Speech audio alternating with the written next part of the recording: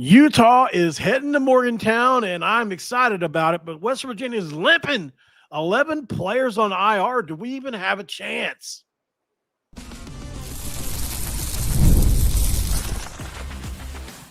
You are Locked On West Virginia, your daily podcast on the West Virginia Mountaineers, part of the Locked On Podcast Network, your team every day.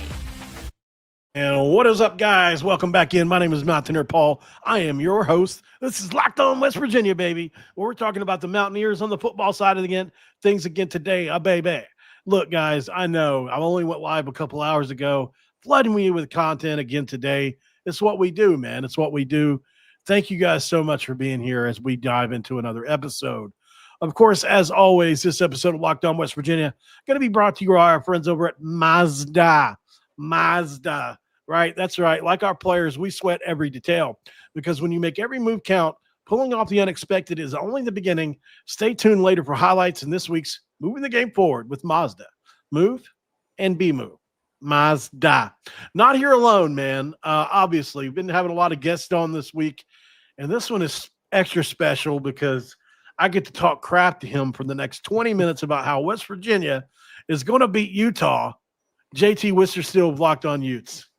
Good to be on with you, my friend. And we talked about Mazda be moved. I hope I do not move people into a direction that is anger at me for some of my Utah-related takes amongst Mountaineer Nation. But I will do what I will do what I must. I do play the villain. I'm not going to lie about that. Oh gosh, oh man, how's it going, man? Your show's doing really well. Thank you.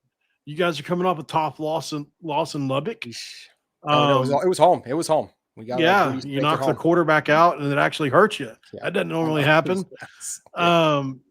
Tell me about where you think the team's mindset is. What has Coach Whittingham, Coach Scally, and companies been saying about the team and their motivations now that this loss has officially happened? Because as you know, sometimes a loss can be the one thing you need in a season.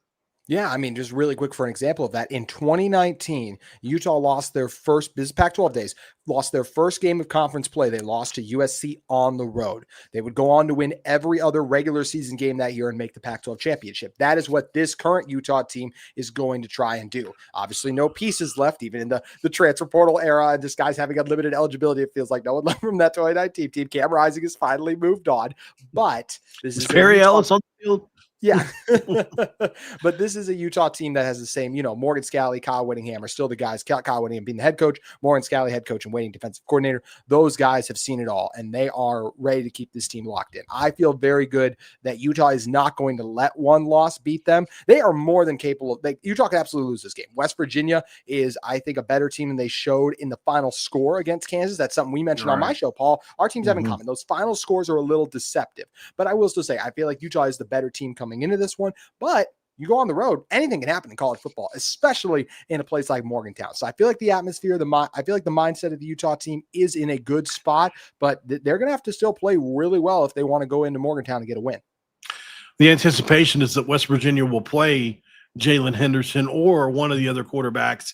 I'm betting on Henderson to be the quarterback. He's certainly earned the chance to be the starter in this game. And Rich Rod, the last time he brought in a quarterback in game 4 of the season at West Virginia, it was Pat White. So hopefully we can have similar impacts because a left-handed quarterback in West Virginia that can run, it would be so smooth. Obviously, that team much better than this team, had much better going for it.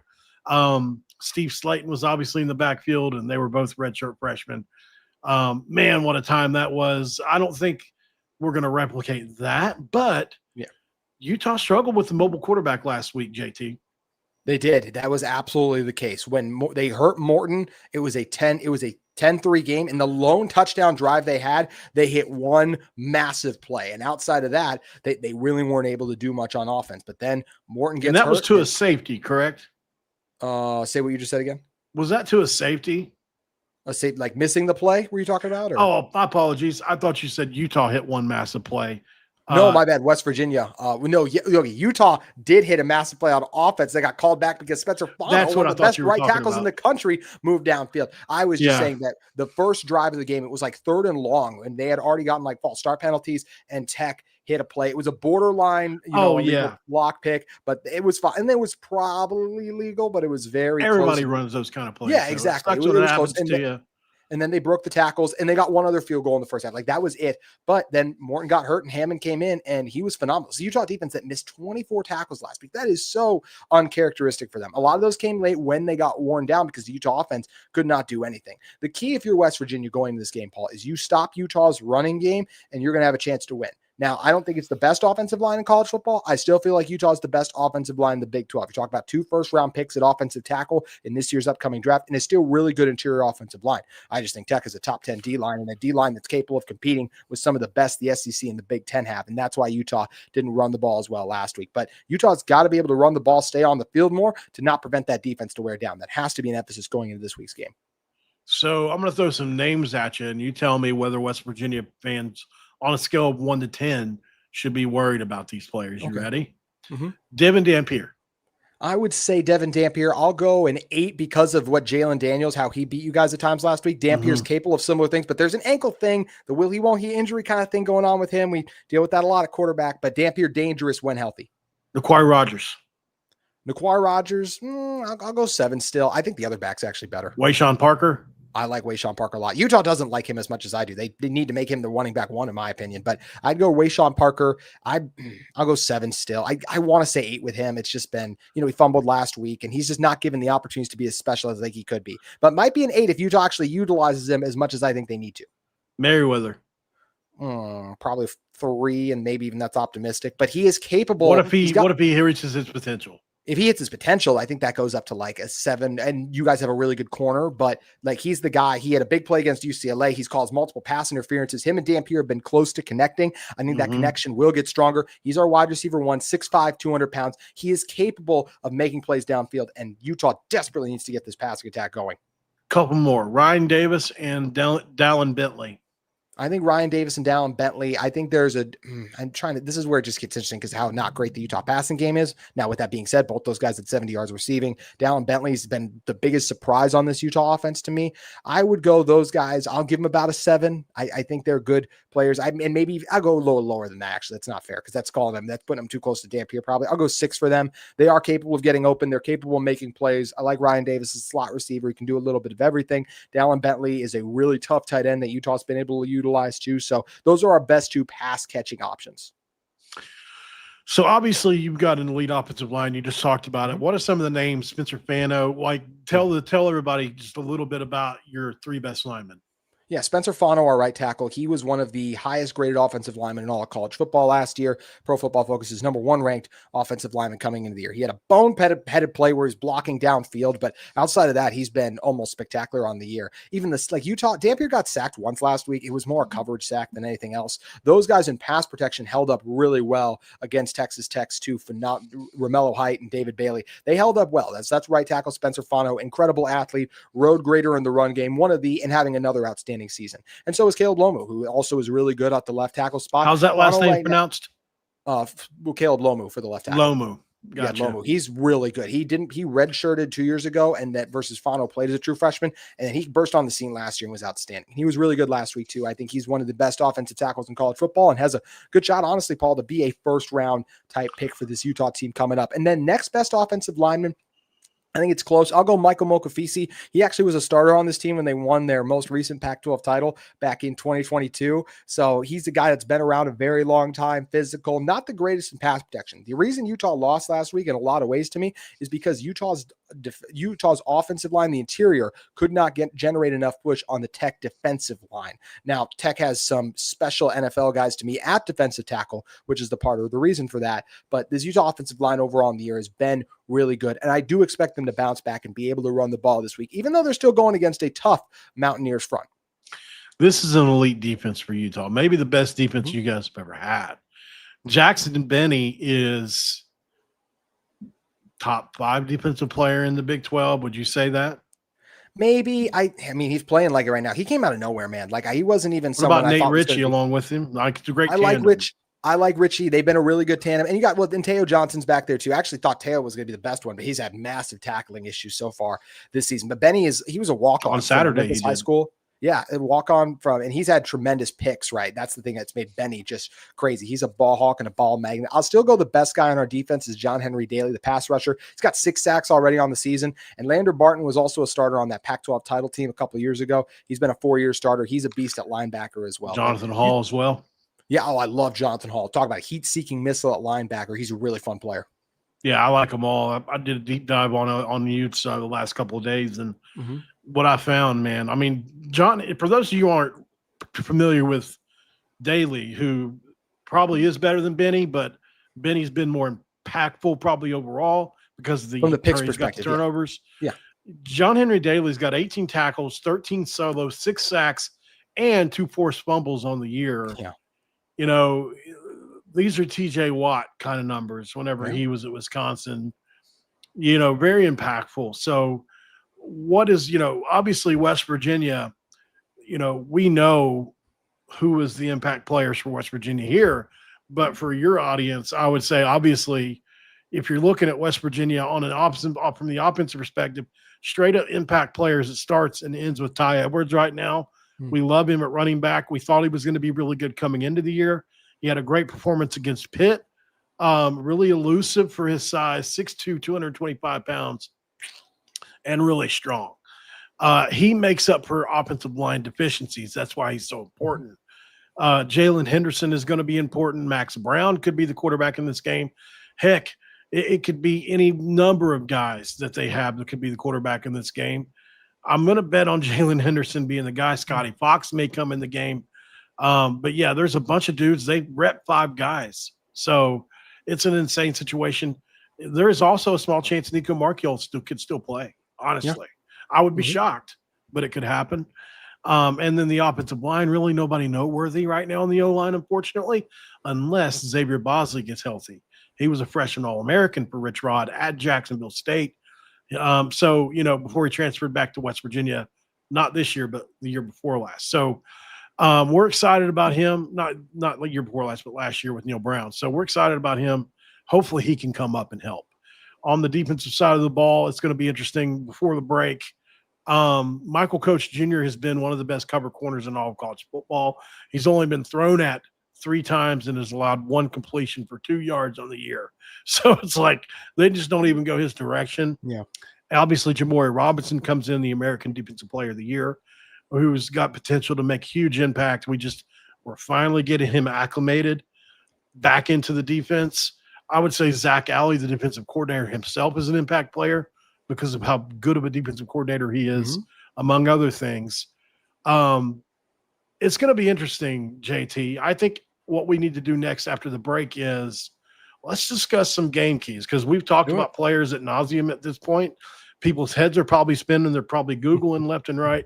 Let's go ahead and go to the next segment and talk about that and figure out if West Virginia is going to win, why are they going to do it? What's it going to take? And if Utah is going to lose, what's got to happen? Because there's quite a few things that probably need to happen. And this episode of Locked On West Virginia going to be brought to you by our friends over at Mazda. Listen, we love talking about Mazda on the show in all seriousness for more reasons than one. And it's because they've been such a loyal group for the Mountaineers as well. Look, Mazda is made by those that are moving the game forward. And for those of you who believe it's not just about playing the game, it's about redefining it. And those are moments that do more than just put points on the board. They move crowds, culture, and keep the game moving forward.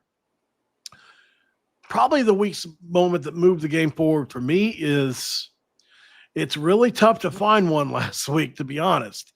But if I had to pick one, I would say just the way that the team responded, even though they were down. I'll give it a team award here because I feel like the team played hard the entire game last week, and I think that'll carry over in this week versus Utah. And when you follow what moves you, the unexpected is only the beginning. Just like there's more to every highlight, there's more to a Mazda vehicle. Do it today with Mazda. Move and be moved. And, of course, we can't go unnoticed on this episode without bringing back JT Wistercil.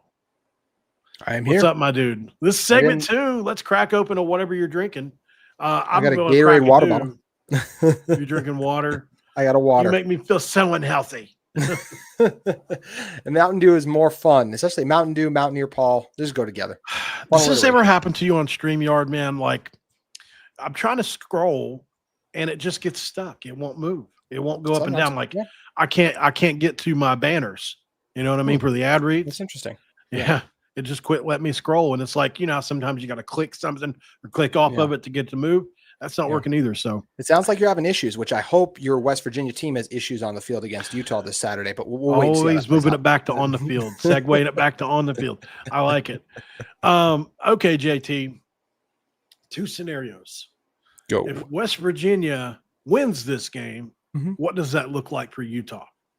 I think Utah struggled to run the ball. I think that was the biggest thing last week is you struggled to run the ball. When Utah played UCLA, they were 16 of 18 on third downs. Why? All of those were third and manageable pretty much. Against Texas Tech, they were abysmal on third down because it was all third and long. And Utah's passing game has not been impressive. Whether it's missed throws from Devin Dampier or players not getting open, there's always been something that's gone wrong there. Now, I do think that's a pass game that is continuing to grow and get better overall. And I still credit more good Texas Tech than anything else. And hopefully Dampier's health will be a little better. Yeah, this week too. But if Texas Tech wins this game, it will be if I still have flashbacks to Tech, how bad that one got. If West Virginia wins this game, they stop the run game. It was third and long, and the same issues that were there at home last week arrived on the road in Morgantown. The Utah defense probably got worn down, and that's the recipe for success if you're West Virginia, Paul.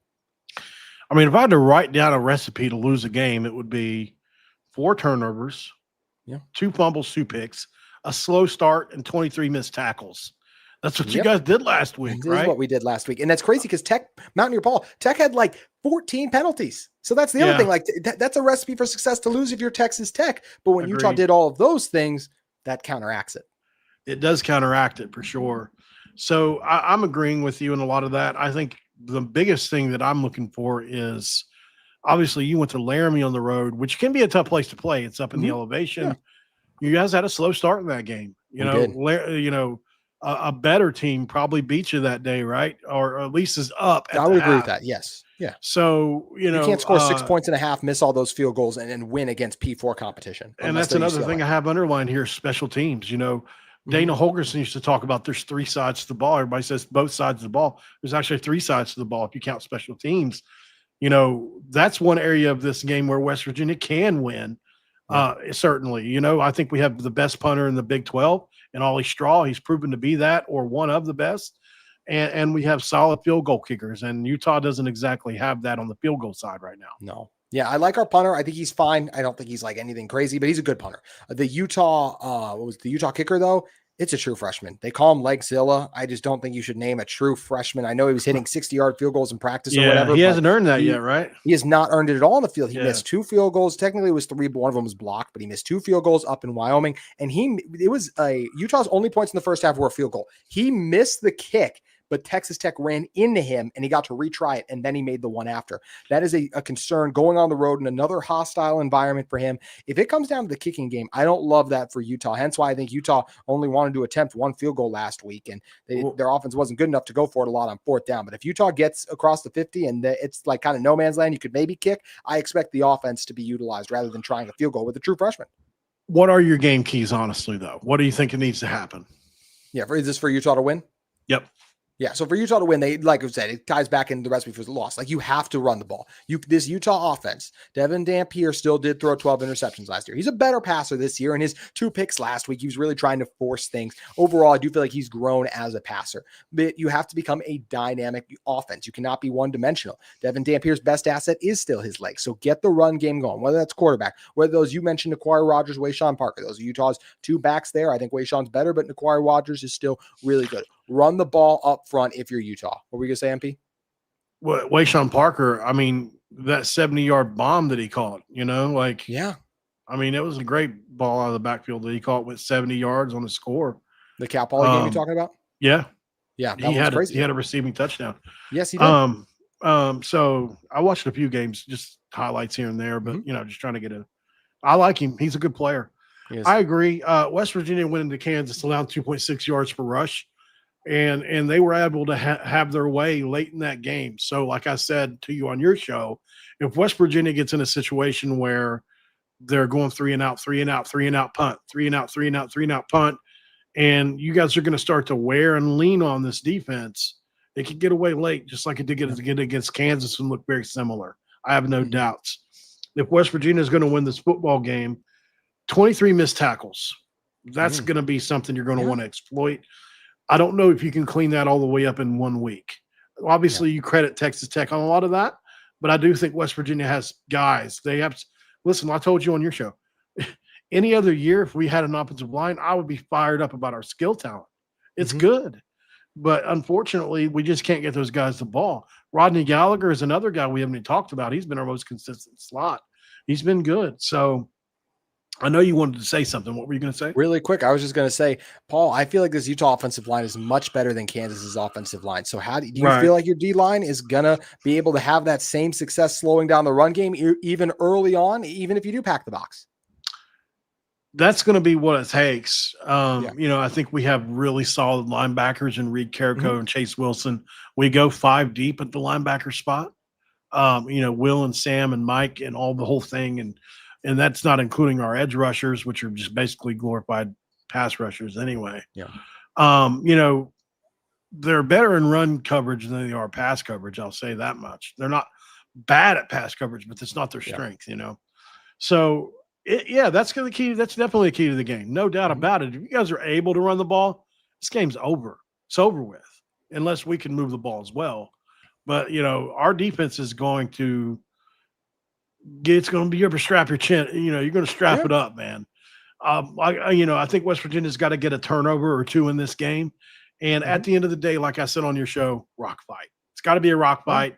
This has got to be in the fourth quarter. This has got to be a 13-10 game. It's got to be a 16-19 game, something like that. Maybe 20-13 even. You'll take that one score going into the fourth quarter. I think if you told Rich Rodriguez that's where you'd be in the fourth quarter, and you hear this a lot, but if that's where you told him you would be, today, probably taking it. One thing we haven't talked about, and we'll talk about it next, is these two coaches are pretty familiar with each other. They've coached each other a lot, 7 times, as a matter of fact. Let's talk about it next, along with a prediction. We'll be right back. And this episode of Locked On West Virginia going to be brought to you by our friends over at, DoorDash. It's almost time for the weekend, and it's time to look back and crown this week's MVP, who delivered, powered by DoorDash. Just like you can win every Saturday with DoorDash streaks, saving more money every time you order, these players delivered when it mattered most. Let's break it down. For West Virginia, I got to go with Jaylen Henderson, who delivered in a big way. Obviously, he came into the third and fourth quarter, almost 100 yards rushing and a touchdown last week. Really solid performance, showed what he could do, showed that he deserves a shot. When the pressure was on, he came in, he seized his spot, and he came through, no hesitation, no delay. And if you've been watching week after week, this performance wasn't a fluke. He's done this before. Jaylen Henderson could go on a streak. And just like Jaylen Henderson delivered for the Mountaineers, DoorDash delivers your Saturdays with DoorDash streaks. You save every Saturday you order, stack it up all season, and you can save up to $250, including $100 in DoorDash credits. Order this Saturday, keep the streak alive, fuel your game day only with DoorDash, where the terms apply, and the promo code is through November 18th.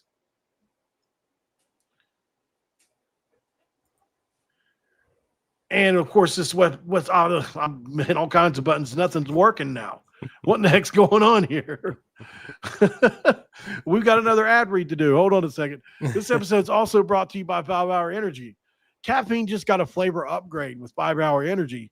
The shots deliver tasty caffeine in 17 bold flavors, as each 2-ounce shot packs the caffeine of a premium 12-ounce cup of coffee, plus B vitamins and nutrients, where zero sugar and zero crashes. What I love most, JT, is how portable they are. Big taste, tiny shot. You can take it anywhere you go and get that boost you need. Look, I love the great flavor. It's just something that's old school. It's something I really like. It reminds me of back in the day when I used to drink grape Kool-Aid over at my grandma's house, which I call Mamaw. That's exactly what it reminds me of. So that's what sticks out the most. enough with boring, flavorless caffeine. It's time to give your caffeine a flavor upgrade with 5-hour energy shots. Get the favorites you love or be bold and try something new in store or online at 5hourenergy.com or Amazon today. I can't even hit the screen, go between screens. It's all messed up. What the heck's going on here? Some days is just not your day. There we go. It finally moved. It's not that it matters. Oh, yeah, sometimes it's just technology. You can't do anything about it, right? True. All right, guys, we are back here, Locked On West Virginia in segment 3. For those of you listening, I apologize to your ears as I've been trying to deal with technology issues here this episode. I promise I'm not messing with him backstage, causing him these issues. I like MB. Absolutely not doing me. it. It's not me. Listen, JT is the one that advocated for North Carolina. Oh, here we go. I knew this was coming up. He advocated for North Carolina over West Virginia to get into the tournament all those many months ago. Just when I was starting to get back at the good graces of West Virginia fans, you had to remind them. Oh man. So might as well they're pissed. You might as well piss them off a little bit more. So obviously this is a game where, like I said earlier, these coaches know each other. Did you look up the head-to-head between them? I did not get the chance. What is it, my friend? Let's look it up really quick. Rich Rodriguez versus. Really quick, while you look this up, I'm just going to say something really quick. My biggest thing with that whole thing, by the way, is playing devil's advocate. I literally was not concerned enough with North Carolina to be like, hey, they have to get in. I just thought it was the whole thing around it being like West Virginia by a country mile over North Carolina was my whole thing. And I understand that might ruffle some feathers. I was just trying to present the opposite argument. Please continue with our current debate, my friend. No, I get it. You had to have the last word. I'm going to let you have that, man. I'll let you have it. I'm having AI look at it. It could be wrong. We'll see. There you go. But I think I heard Rich Rod say they had played 7 times. So Raven wants you to walk the plank. So there's that. It's like the nicest thing I've been told this week. She's so nice. Listen, she's a moderator. Like that's the meanest thing she'll say. I deal with BYU fans weekly, so I deal with worst. Yeah. Unfortunately, one of the Utah people reposted that video I made. I've already gotten some mean messages from your people. I like the video. And it's just a war cry for West Virginia. You shouldn't get any mean messages for it. It's just absolutely what the Mountaineers should be thinking and talking about. Like, hey, we can go in there and win. I mean, it worked so well for Utah last week when they Chris saying that Utah was going to get that Tech was going to thump Utah. That worked so well for us. Okay, here we go. So I was wondering because I heard I was listening to a show. I think it's called Utah Fans Podcast, but they were like, Rich Rod, man, we don't want to see him back. And I was thinking, I wonder what that head-to-head is. It makes sense now. November 17, 2012, Arizona 34-24. 2013, Arizona 35-24. 2014, Arizona 42-10. 2015, Arizona 37-30. And then Utah got the last 2 out of 7, 36-23 and 30-24. So West Virginia, Rich Rod 5-2 versus Kyle. So that could be, or at least versus Utah. I mean, Whittingham was there for all those, wasn't he? Yes. He was. Yes, absolutely. So, Rich Rod, obviously, that's the thing too. I think a lot of people forget Rich Rod actually had that Arizona program rolling for a little bit before he hurt himself. Let's say he did some off the field issues, similar to Bill Clinton, I would say. Is the accusations anyway. Okay, so I figured, you know what, since we brought it up and I get in trouble for sharing my screen anyway, here's the thing. Here's the thing that I'm getting beat up over for the West Virginia or for the Utah faithful. Let's take a look at this. Shout out Jackson. 23 missed tackles last week against Texas Tech, which was really bad. They had 2 fumbles, 2 picks. They've had a slow start in multiple games this year, including in Laramie at Wyoming. If you think that stadium's tough, wait till you get to Morgantown. And West Virginia fields a really good defense. Now, Utah fields a better defense probably, and West Virginia's offense has been subpar to say the least, and that's putting it nicely this year so far. Also true. But if Jaylen Henderson can break out like I think he can, and I think he can, and Ty Edwards plays this week, you're talking about a different style of offense It's going to be what West Virginia's always ran. It's going to be that fast-paced, up-tempo QB run game style ball that we've all been hoping to see under Rich Rodriguez up until now. Don't give up on the Mountaineers. Don't give up on West Virginia. Don't give up on Rich Rodriguez. Utah's coming to town. Let's kick their ass back out of town. They think they're kings of the Big 12. Let's make them prove it. They only scored 10 points against Texas Tech. They haven't been unbeatable this year. I can't say it much better than that guy did. Pretty good. It was really well put by that handsome gentleman. That was very well put by him, MP. I think the only thing I'll disagree with is I just think it's really hard for quarterbacks to have. I know Hammond did it last week, but the circumstances were very different when he came in the game. Quarterbacks just don't usually have like their breakout games against this Utah defense, but anything can happen on a Saturday at Morgantown, so we'll see. What the heck happened with Hammond last week? All right, so we already know which way you're leaning over here, but go ahead. What do you mean? Well, I mean, you're picking West Virginia. No, right? I'm not picking West Virginia. I'm not crazy. I'm going to pick the Utah Utes to win. I'm going to pick North Carolina. I'm going to pick the Utah Utes to win this one. I think they have a bounce back performance. They're respectable, I hope. Yes, yeah.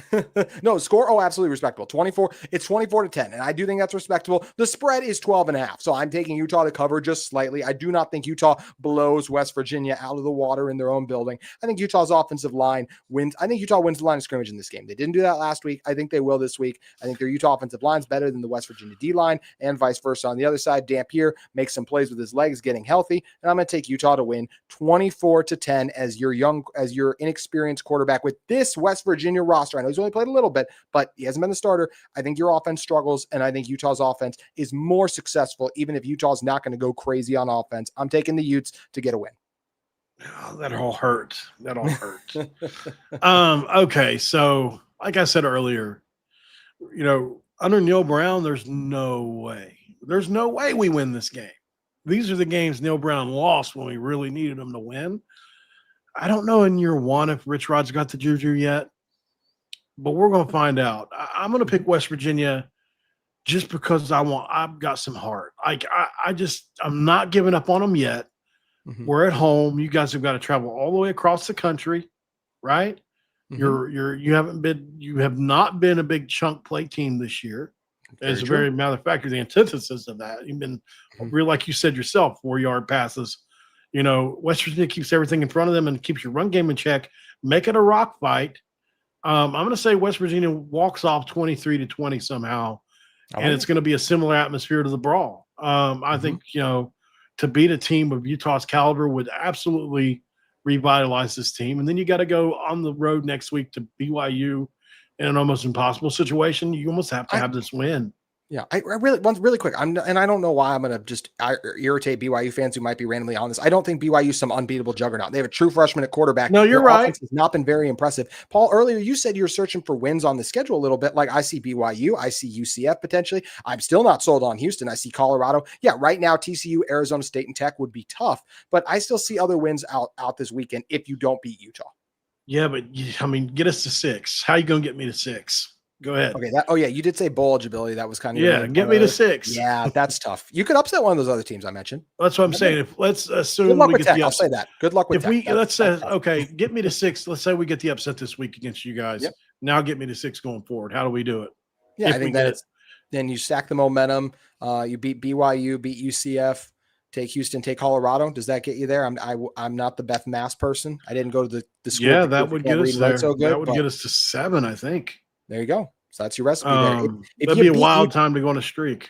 Yes, it's gonna be hard to win on the road in Provo. And that BYU defense is really nasty, but they have not played anyone. I mean, Portland State, Stanford. What kind of a team is Stanford? And then East Carolina. Can BYU play someone before we crown them?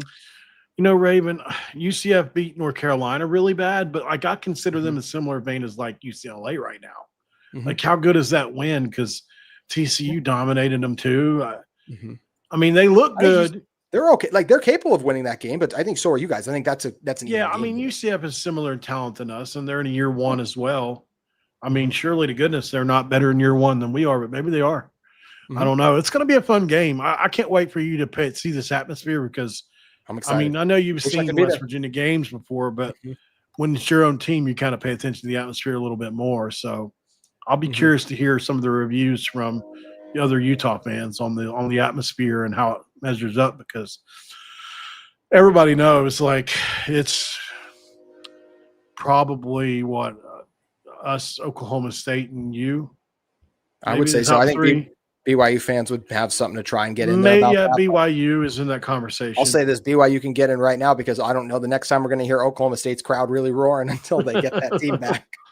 I've heard Lubbock can be tough as well. I believe that, and especially this whenever you get all the Big 12 stadiums can be tough. To be honest, they can be tough. I think even Houston's getting there, right? Cincinnati, even the bounce house, UCF, but yeah, UCF as well too. That can be tough. I mean, Utah, Cincinnati's is unique because it's so old. It's not big. It's like 35 or 40,000 or whatever. Yeah, it's weird. You can pack it. That's all that matters. But there's the tough road atmospheres. I mean, Utah, that was part of the reason I think Utah struggled in some of those games were the atmospheres last year, even if their quarterback play was bad, being the biggest one, which it will not be on Saturday. So that's why I go with. Did you say if you can pack it, that's all that matters? No, I think that's what she said. Yes, I did say that. That is actually what I said. You're right. I would. Fair, sir. Very fair. Very well played. Oh God. Okay, so he's got Utah winning. I've got West Virginia winning. Big shock there. Yep, he's wearing the red. I'm wearing the blue. Who would have ever guessed? It's been fun having you on, man. This is what I say. Like, I like to bring people on. Like we were talking off camera. I like to bring people on because my shows don't run like fluid like normal would, because it's live, right? Yeah. Like it doesn't have to look perfect. We can veer off and talk about some other things. As long as we don't go 50 minutes, who cares? Exactly. Hey, as long as we're getting results. That's why I said, for those of you who won't know this, because it's behind the scenes a little bit, I just recorded with Paul before. I texted Paul saying, I want to record 2 shows with this week with you, my friend, because I knew Paul is a premium guest. Wow. Premium. Appreciate it, man. You're also a premium guest. And before you get out of here, tell everybody where they can find you and what you're up to. Yeah, if you guys want to get my mentions for anything I said today, you can head over to Locked On Utes on YouTube. You can follow me at JT Wistercil on social media as well. I'm really excited for this game. I don't want anything I said to be too misconstrued. I think West Virginia is more than capable of winning this game. Just because I think Utah is going to do does not mean I think I will be like, there's no way West Virginia wins this. So love you, Paul. Love your fan base. I think it's going to be an awesome game. I can't wait for Saturday. Same here, man. Guys, I appreciate y'all for joining. We got to get you out of here, though. And listen, before we do, I want to let you know about another big moment for Locked On and college football fans. Locked On and Fire TV present College Football's Kickoff. It is your ultimate college football weekly preview. Drake Toll of Locked On Big 12 leads the conversation along 2-time AP Coach of the Year, Gary Patterson, Chesty himself, and also former college star Jesse Holley, and, of course, Locked On's local experts like JT and myself. It is a college football preview only Locked On can do. So catch College Football Kickoff every Thursday throughout the season. That'll be only on Fire TV. JT, I appreciate you for being on here, man. Guys, thanks for joining in. We will be back tomorrow with more content for you. Until then, Q Country Roads, and we're out of here.